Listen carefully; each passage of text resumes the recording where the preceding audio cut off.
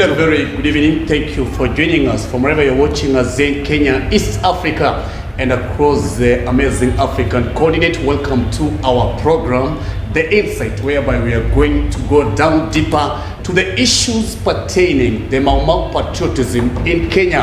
And in the studio this evening, I have my guests who are going to discuss these matters deeply and very sharply to help us understand who are the Maumau, what was their mission, their goal, and what they intended to capture in this country.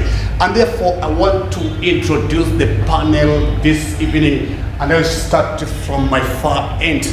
Just give an introduction, your name, tell us who you are, and even your interest in this given panel. Welcome. Thank you so much. For this time, I'm called Victor Ogutu, one of the scholar, and I want to know more about this panel of today. Thank you, welcome. My name is Mogoro Wakimani, a businessman in Nairobi with an interest in this subject matter. Thank you. Mimi ni Captain Githeka Gikonyo, member wa Maumau veteran, national coordinator katika muungano wa wapiganiaji uhuru Kenya. Thank you, welcome. Pius Njogu, I'm the Secretary General of Maumau War Veteran. I have an office. Yes. And my father and my mother was incarcerated during the Maumau, and my father was fighting in Nyeri forest. Thank you, welcome. My name is Wabogowagebeiga. I am the Secretary General of Maumau Governing Council of Kenya, an umbrella body organization. As per intent, my father was a Maumau. He was in the bush. He was injured in the bush. He was a victim, and he recuperated, but he never died because of the bullet. Yes. He never succumbed at that time. He lived to see us achieve uhuru. I am the product of the Maumau, a true son of Githaiga wa Kongo, popularly known then by that time, Githai Honoki. Honoki means somebody who was saved, but yeah. he saved himself from, God saved him from the bullet. Thank you. He never died there. Thank you. Amen. Thank you, welcome, welcome. Yes, thank you very much, the panel. My names are Mr. Evans Charles Okumu, and I'm the caretaker of the Tomboya National Monument and the monument of Didan Kimathi Washiri. And apart from that, I'm still the village elder of Starehe Education and opinion leader of Starehe. Thank you. Thank you, our viewers. Welcome to our discussion. Remember that you're going to have a very heated discussion here about the Maumau movement and about all they wanted to achieve. And my guest to welcome now to our panel here. And first and foremost, I would like to understand what it meant, the word Maumau. The meaning of that word, we normally say Maumau, but what does it mean? And I'll start with our elder here, who is a veteran of the Maumau movement. What does it mean to be called a Maumau?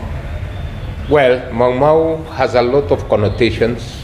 One of the connotation was Mzungu aondoke, Mwafrika apate uhuru. Generally, it means it was a movement of liberating our land from the British movement. Those were the ideals. Okay. That's the ideals they were fighting for. Yes. So that they get independent and land back, because it was already alienated by the White Highlands, as White Highlands. Okay. Yeah. Now, may I understand who were the people who formed the Maumau movement? My brother. Who were the people who formed the Maumau movement? Initially, first people who formed the Maumau movement and who thought about the Maumau movement, yes. First was the Kikuyu Central Association. Yes. When the Kikuyu Central Association was coming up on a way on how to overcome our challenges, the idea of Maumau came out of slavishood. Yes. That was within the framework of the colonial masters of Kenya. Yes. They were sourcing for cheap labor, And even in Europe, it was well known, even those army generals who are coming from the war, the First and Second World War, in Africa, it was well known that they would be well catered for as compensation to them now. Yes. The other issue arose is that in Africa, Kenya, there was a documentary evidence from the colonial government when they come up with the issues of Imperial British East Africa. It was a trading company, so part of it was investments in Africa. And those who are now to come and invest in Africa, they were promised free land. They were promised cheap labor. They were promised a land of plenty. They were promised that Kenya was a paradise. One reason that it was a paradise is because it was within the tropic and the climate. When you want the best climate, when you want to the coldest place, coldest weather, yes, that was called hottest weather, moderate weather. Kenya was a land of plenty. It was a paradise.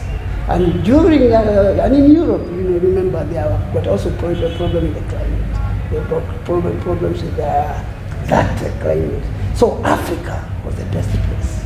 Thank you. Now you're saying that they measured on central Kenya because of the tropicals of and the terrains of the land. First why they measured in central Kenya or central Kenya is because of cheap labor and vibrant about labor. Okay. Remember, they had to source a tribe which was pro-agriculture, and the tribe which was most pro-agriculture was that Kikuyu tribe. So also that to get cheap labor, even that did not require training, it was just to adapt, because on adaptation it was very simple, it was very easy. It didn't require training. It's only that other areas that they were focusing first, or to them first, on catch crops. Thank you. Now, may I understand also from our elderly daddy here, what was the major mission?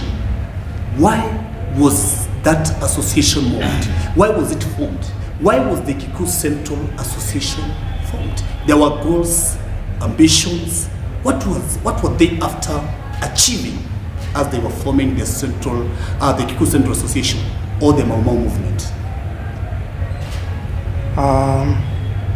Kulingana na vile mambo iko sasa hii, yes, sisi tulianza mambo ya kupigania uhuru.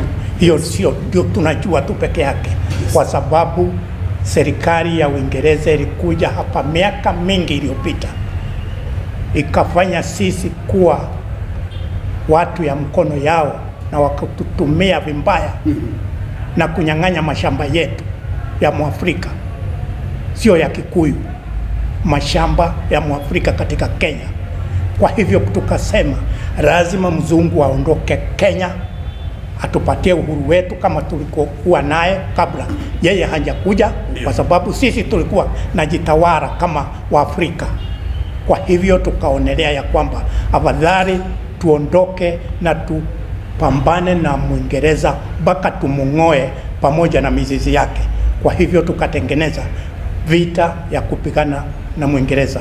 Kwa hivyo mlitaka kumuondoa Mwingereza katika nchi ya Kenya ili muweze kupata uhuru kama Waafrika na Wakenya. Ndio, kwa sababu Mwafrika ni na nchi yao. Sisi hatukupewa nchi hii, ni Mungu tu alitupatia, yeah, hii nchi yetu ya Kenya, sio mzungu. Kwa hivyo anataka alitunyang'anya mashamba, akatufanya colonize, na sisi tukasema lazima aondoke, na aondoke kabisa, tunjitawale, tuwe tukichagua na tukikaa tukijitawala sisi wenyewe kama Waafrika wa Kenya. Asante, tutarejelea swali hilo na tuweze kujua, je, tuliweza kupata huo uhuru kama Wakenya, lakini tutaangalia baadaye. Ndugu yangu, I think when he said about why they went to the forest, yes, we have to appreciate that much as we are talking about the name of Mau, we have to look at where did the resistance come from, and yes, where the resistance. Yes. First of all, the Mzungu this thing did not start in 1900. It was applied much earlier. Much earlier. Yes. Actually, from 1896. Yes. With the Hingers. You remember? 1896. Yes. Yeah. That's when they started doing the railway from Mombasa to Kisumu. 1896. 96. But Yes. before then, we had the Captain Lugats who had done the survey. And before then, there were traders who were always trading around here. When that British East African IBA was formed and given the protectorate, at some point, they were not given funds by the government, and they were told to learn the operations from resources generated from Kenya.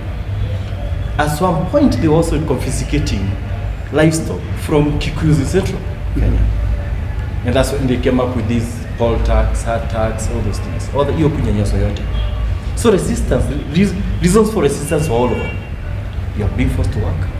Like he says in 1908, is it 1902? 1908. 1908.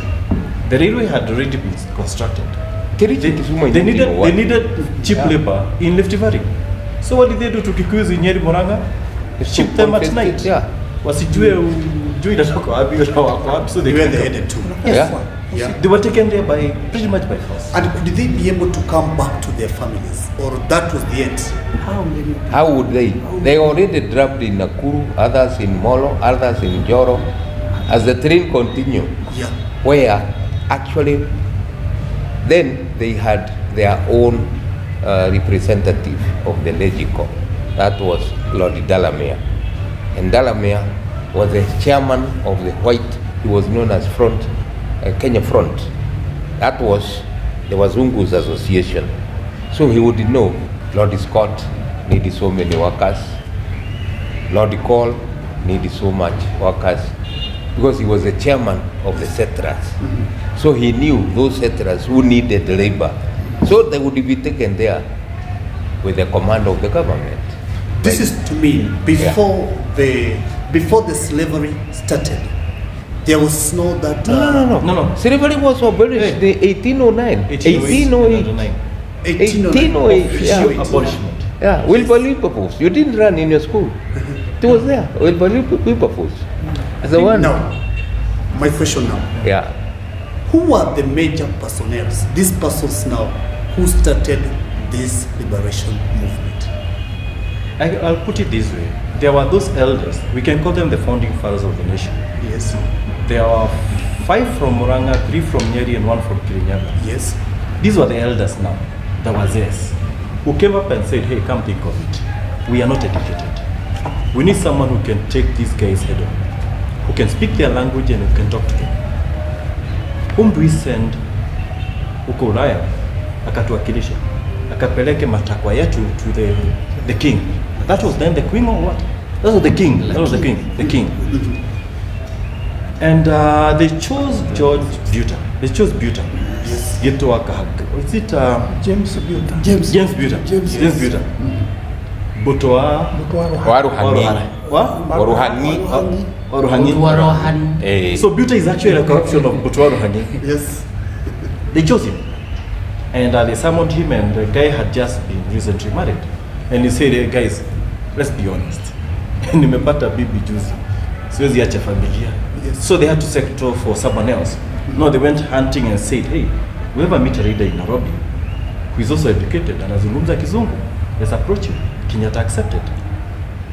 That's how Kenyatta was shipped to, by the KCA, is it, if I'm not wrong? Kwenda Ulaya. So meaning, the people who started this maneno of liberation were the actual Wazes. But the people who actually went to the forest were not the Wazes. The people who had There were these gentlemen. Second There World were War. two- There were two the Wazes groups. Yeah. were the guys organizing The everything. level advisors. Yes. Yeah. And, The planners. The planners. All those were Wazes. But the guys who went to the forest were these young men. They were But then young. they For were, now, we they were use young, they were young people. For now, we use the word young men Yeah. Yes. because they were even younger than I. Yes. They were in their 20s, between 17 years all the way maximum 30 years. I doubt majority of them had one child, maximum 2. Do you think they believe from their forefathers, their level advisor, they believe with their parents that whatever a parent tells you, No. you can do it without question? Yes. Or what's happening Yes. at that time? They saw it Victor. Yes. immediately. Yeah, let me feel his doubt. Yes. Mzungu had already declared the poll tax. You know, the African naturally have kraals, had kraals, and therefore they would look, oh, there is a hut there, and then there are other small huts. So he would come to your place, or you have about 5 boys, and each has a kraal. Each has a hut. Yes. And therefore they would pay that tax. It is levied on them there. To pay. Yes. And if he doesn't pay, he's put in by the chiefs. And then they get the goods. And they get the goods. Yeah. Whatever now, to compensate now that. Compensate for the money. It was really bad. Yeah. Very, No, very it was not. No, it was cruel. It was done with cruelty. Yes. So Also, I think, also, what also, about- the issue, what also about, the issue of young boys. Yeah. Yes. Also the issue of young boys. Yeah. In some instances, it's not that they are going for it freely. No. Yeah. There was a challenge. That's why you can come in a bomber. You've got a young, or you've got a boy, you've got a young boy, who can hold the gun. Now you could measure with the gun without now looking for the age. Yes. Age was not a matter. Hate. It's not that. If it's equal to the gun, If it's equal to the gun, because they were healthy, they were eating healthy food. They were good. And they were good. And they were good. They are not GMOs. What about how do you interact with the British? Because these people, they came from our country, and in terms of challenges they face towards by the time they venture themselves in Kenya, and we find that we have chiefs, we have elders. The way Before the chief, that Yeah. was also another ordinance Yeah. to appoint the chiefs. But the families and the clan had their leader. And each leader of the clan was chosen. And then another leader of another clan was chosen by the Mzungu. And then they were brought together as to be council of elders. Okay, this is the way elders, the name elders come from. Yes, the and it- indigenous of the elders. indigenous of the elders So came from. the indigenous of elders, Yes. they're selected by the British, or they're selected within the society, or within the No. the area. There are two systems here. I told you about the two systems. Yeah. There's the Mzungu system. Or The the Mzungu Mzungu system. system. But the Africans, even to Alright, date, we alright. still have these 9 clans. Okay, And within those clans, okay, each had a bomber. all right. And all the others, even us, we came from Muranga in 1903. We came to Dagoretti. We came through the clan. And we joined Paramount Chief Kenyan. But then, lucky enough, my great-grandfather was actually brought by a Mzungu to come to veterinary. When he came to veterinary, they are the people who started Kabete. And Kabete came from just a ring. A ring. And my own grandfather was the first employee, number 1, to start Kenya Veterinary. How did he know it? The Mzungu used to look ideas in the sense, can you catch up? When I want the cattle, they used to have certain symptoms. They would know the rinderpest. They would know the river coast. But then they themselves had already what we call needles. So my father, to get a job, he excelled in what I would call logics. He would look at the kind of needles he used for a cattle that is forming. The one which has a lot of mucus, it's called, he could tell. That's how he was employed. Not because he had gone to school. He had never gone to school. employment was not automatic. No. What happened is that, It was merit. yes, later on, the British were fomenting war in 1908. They knew that they were going to fight the Germans in 1914. So, it is the same clans who were used to scout for the young men to go into war.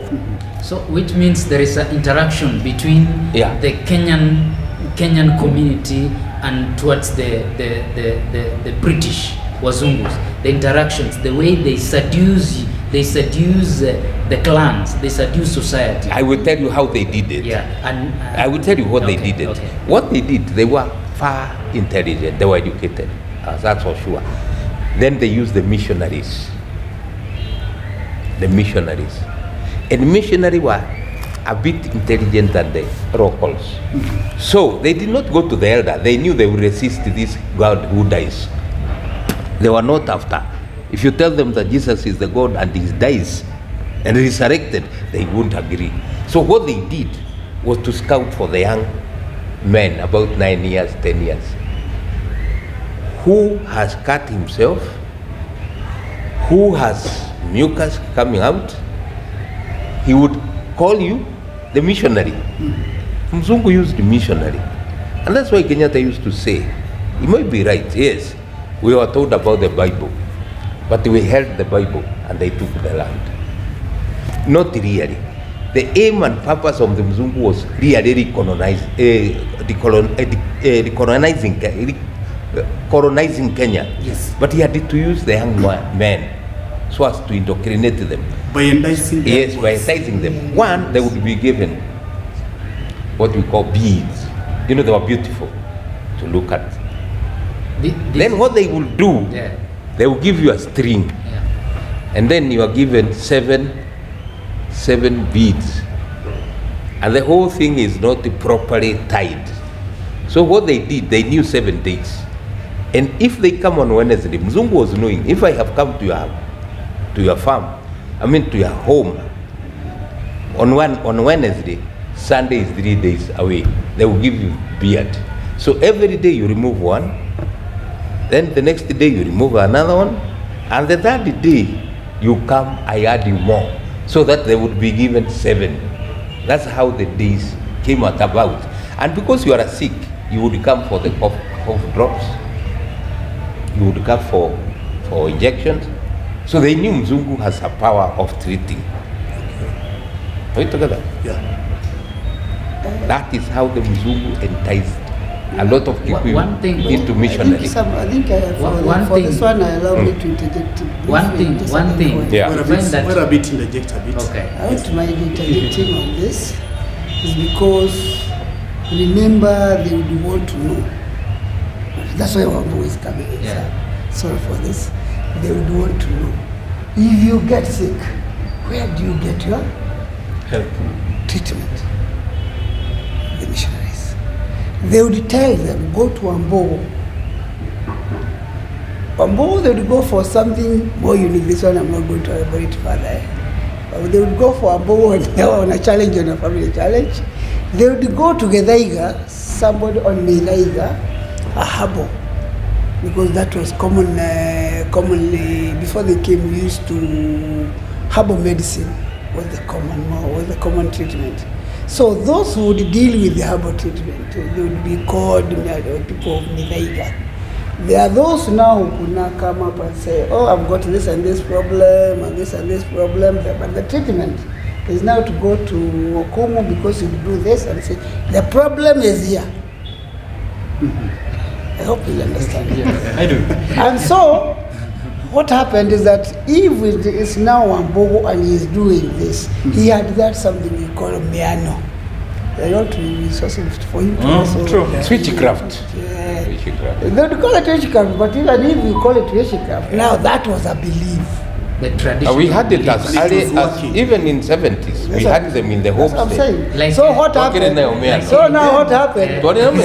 Since I have a Miano Yeah. in my home, Yeah. and he is the father, now they would come and not know, hii Miano unatumiaga namna gani? How do you make use of this?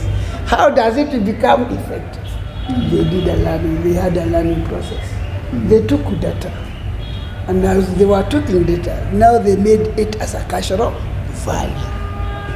Okay. When they took it now as a cultural value, they had now to go deeper into it on indigenous cultural values, which bound those people together, or as related now to a community or a society. Okay. That's how it came. Thank you. Labda nirejelee swali ambalo tumeongelea kwa kifupi kuhusiana na swala la associations. Tumesema ilianza na Kikuyu Central Association pia ikakuja the East Africa Association, No, no. KAU was and the rest. Now niulize, kulienda vipi hadi tukaweza kufuata ya kwamba hizi association zote zimeweza kuja pamoja na kuweza kushikana ili waweze kupigania uhuru wa taifa? Wakati wa kupigania uhuru tulikuwa tu tunataka kupigana uhuru, mzungu aondoke. Hiyo ndio kitu ya kwanza. Hii mambo ya kusema hii ni chama hii au iko chama namna hii zilikuwa hapo mbeleni na wazee ambao walikuwa viongozi, kina Kenyatta nini hawa kina Jesse Kariuki, huko ndio walikuwa na hiyo vyama.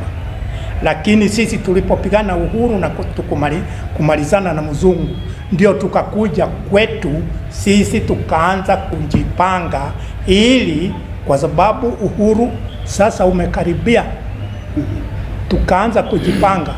Wanajua tulikuwa huko msituni tukakaa miaka ile tulikaa. Baada ya kumaliza mambo ya uhuru ya msituni na kupigana na mzungu alilazimika kuachilia uhuru wetu. Kwa hivyo tukaunda vyama vya kuunganisha watu ambao walikuwa wakipigania uhuru. Ndio tukapanga mambo ya Maumau Veteran Association na nini, na hiyo unasikia Mr. Wambugu akisema ya kwamba Maumau Abrera namna hiyo. Okay. Kwa hivyo hiyo sio kabla, ni baada ndio tulitengeneza. Kwa hivyo tukaona, ili kwa sababu kuna mahitaji ambayo yalikuwako, kwa sababu tulikuwa tukihitaji mashamba, uhuru tumepata, lakini mashamba hatujapata. Kwa hivyo tukapanga mambo ya kujiunga pamoja ili tuendelee kungoja na kuclaim ile tunastahili kuwa nayo, kwa sababu uhuru tumepata, lakini mashamba bado na compensation ni lazima na mzungu compensate.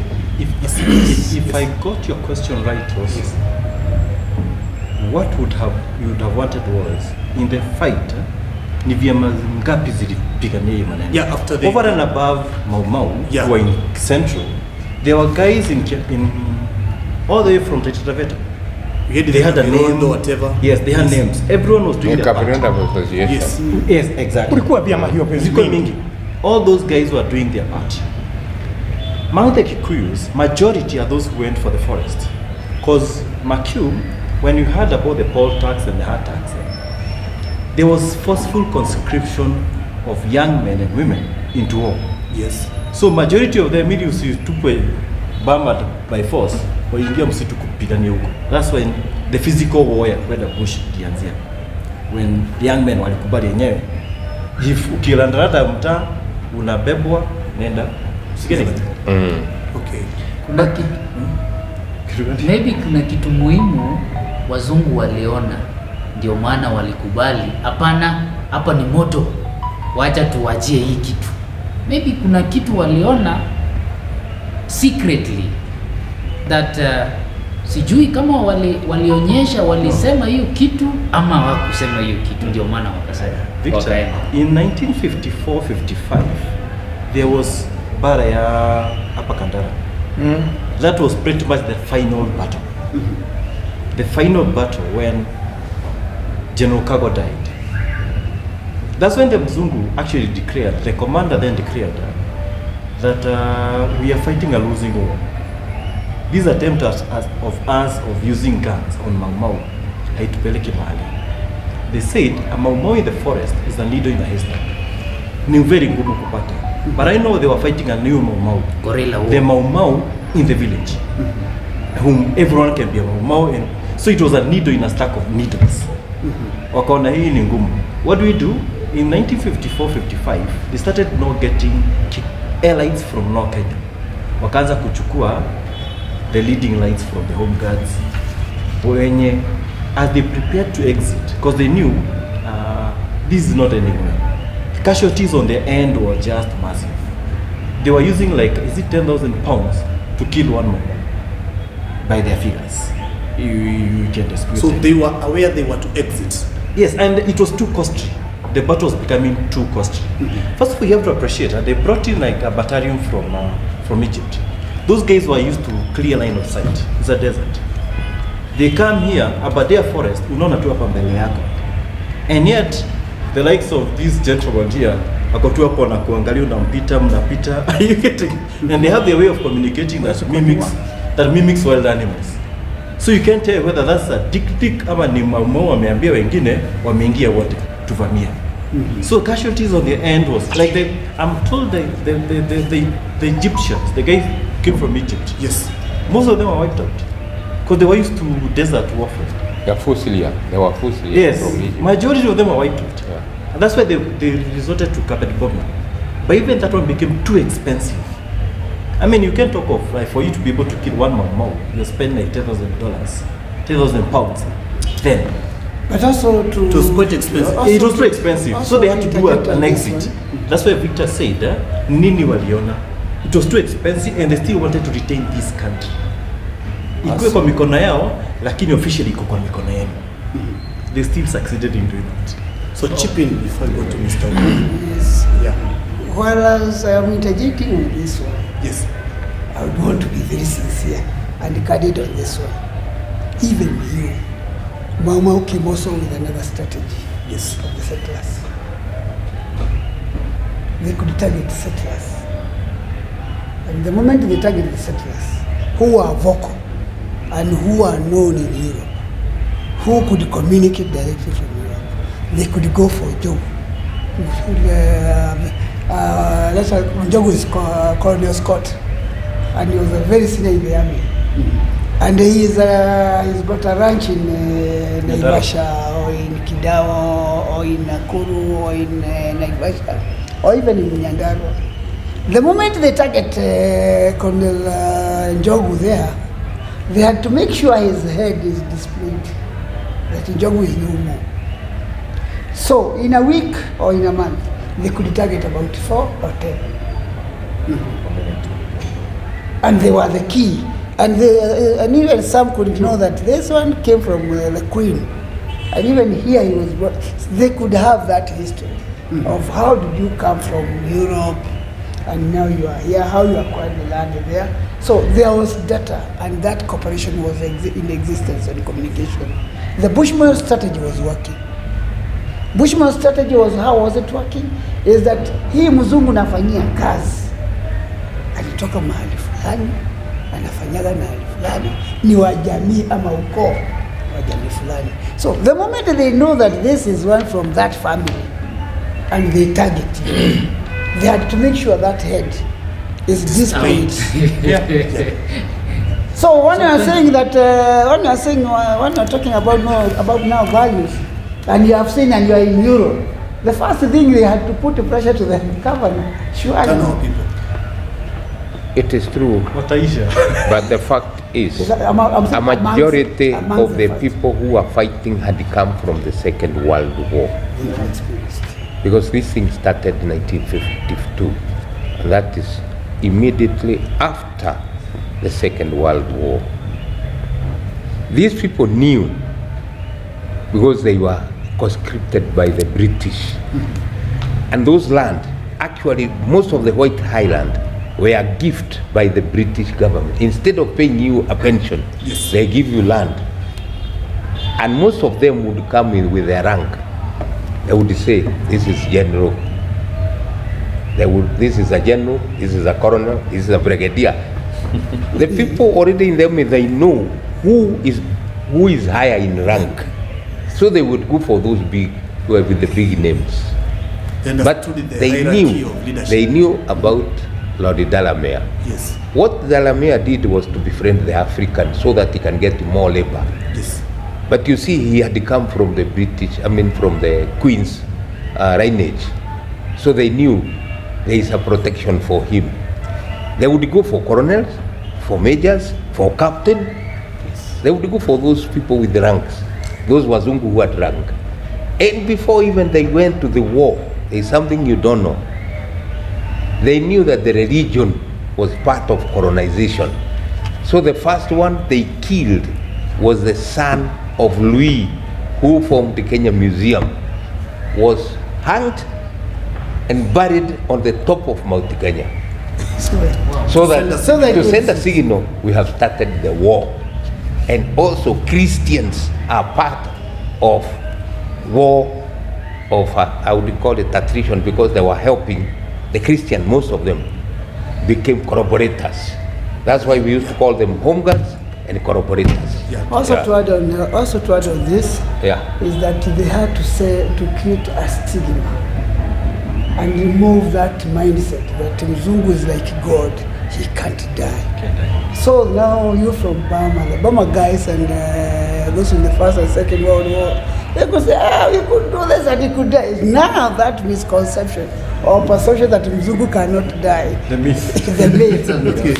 Have been busted. Thank you. Now, finally, I've seen Mr. Okumu has not talked for a while. Yes. Mr. Okumu would like to understand what is the importance, majorly looking at your work, what he does here at the Kenya National Archives, doing that storage of monuments, keeping the records of what happened in the historic nature, what is happening currently for the future generations.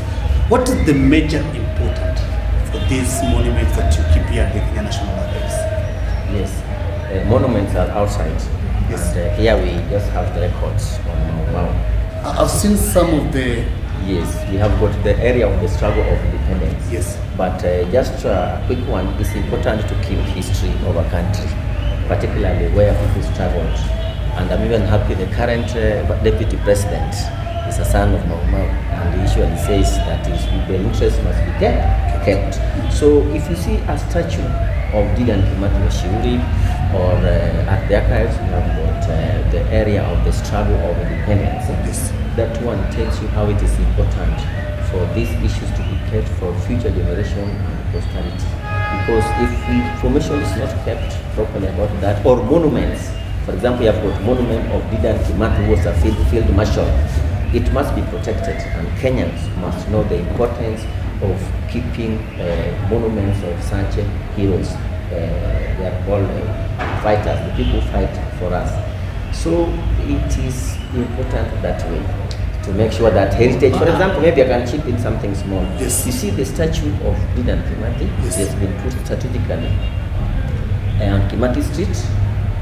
If statue are not put, definitely then you cannot know that even the current leaders, for example, Tombo is a CS, isn't it? Yes. Yes, and if you did not have a statue put there as a cabinet secretary for planning economic and development in 60s, then the current generation cannot be able to know. You can compare with the current cabinet secretaries, then you can be able to make a choice or an inspiration that it is important to have good leadership. If we need to give it that much credible importance, why is it that the discussion and the topics concerning the Maumau, the freedom fighters, is not being highlighted in this country? Why is it so?